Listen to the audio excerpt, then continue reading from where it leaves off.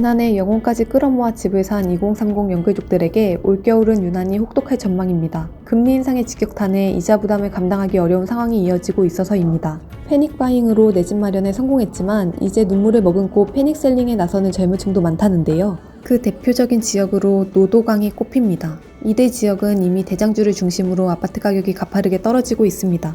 최근 몇 년간은 매수세가 집중되며 핫했지만 현재는 낮은 가격에 매물이 나오고 있음에도 하락 거래조차 쉽지 않은 이곳을 리얼캐스트TV에서 들여다봤습니다. 서울조차 하락장을 피해가지 못한 올해 부동산 시장. 이 가운데서도 하락세가 유독 거센 곳이 노원, 도봉, 강북구를 일컫는 노도강 지역입니다. 한국부동산원의 아파트 매매가격 지수 월간 동향에 따르면 11월 기준 노원구와 도봉구의 아파트 가격은 3.28% 떨어졌고 강북구는 2.95% 하락했습니다. 서울 25개 자치구 중 하락률 1, 2위를 기록한 것인데요. 올해 들어 12월 현재까지 누적 집계로 보더라도 노원구가 9.76%로 서울에서 가장 많이 떨어졌고 도봉구는 9.58%, 강북구는 7.84% 하락했습니다.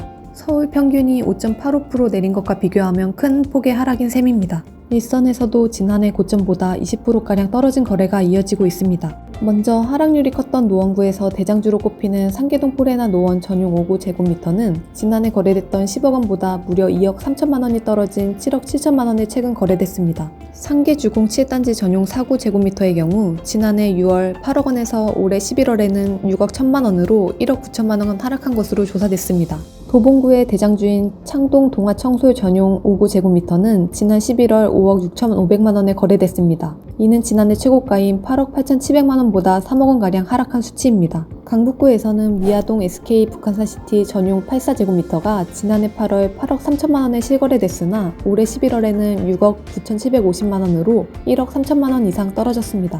지난해와 재작년까지만 해도 집값이 뛰던 노도강 지역이 이젠 서울에서 하락폭이 가장 큰 지역이 됐는데요. 이 같은 하락 거래의 중심에는 2030 세대가 있습니다. 실제로 지난해 노도강 지역 매수자 가운데 2030 세대 비율은 45.5%에 달했습니다. 집값이 뛰기 시작하자 불안해진 20, 30대가 몰린 것인데요. 노원구의 경우 2030 매수자 비율이 49.3%로 가장 높았고 도봉구 41.5%, 강북구 37.8%로 젊은 층의 수요가 많이 몰렸습니다. 이렇게 노도강 지역은 젊은 층의 연끌 매수가 활발했지만 최근엔 금리 인상 여파로 갚아야 될 대출 원리금이 늘어난 젊은 연끌족들이 손해를 보더라도 매물을 내놓고 있는 분위기입니다. 부동산 이야기를 들어볼까요? 사람들은 끝없이 계속 바닥까지 떨어질 거라고 생각하시는데 그렇지는 않아요. 포레나 같은 경우는 아예 매물이 없었는데 이제 많이 는 거죠.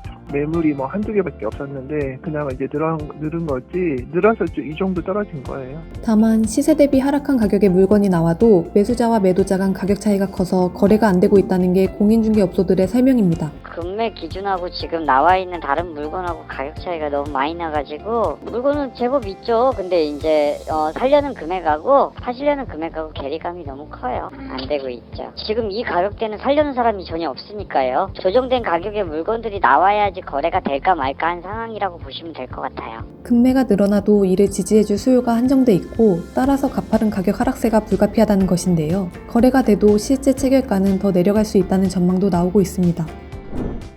문제는 앞으로입니다. 내년에도 금리 인상이 예고돼 있는 만큼 이자 부담이 늘어날 가능성이 농후한데요. 당장 주담대나 신용대출 금리가 올해를 넘기지 않고 8%선 돌파가 임박한 분위기입니다. 게다가 내년에도 미국이 공격적인 기준금리 인상을 준비하고 있어 우리나라 주담대 이자 상단이 10%대까지 오를 것이라는 관측도 나오고 있습니다. 이 같은 전망은 연끌족이 더 이상 이자를 감당하기 어려운 상황에 놓일 수도 있다는 얘기입니다.